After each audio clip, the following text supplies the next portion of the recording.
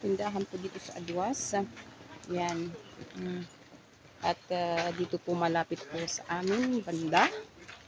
At kami po ay bibili ng bigas at saka ulam. At sinamahan ko sila bumili at gusto ko rin maglakad. First time ko pong naglakad dito. Simula dun sa bahay at hanggang dito sa tindahan, guys. So, ayan.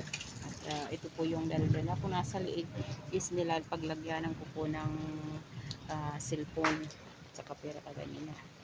And guys, at ako'y naka ganito ng suot kasi baka malamig. At ayun nga sila bumibili. Yan. Yan. At ayun na nga at makulimlim na panahon na naman, umaambon, ulan ng malakas. Sana tumigil na po ang ulan. Hindi ko alam kung kaninong tindahan ito dito sa Adwas. Ayan po siya, guys. Pagka minsan nadaan kami dito po kami bumibili.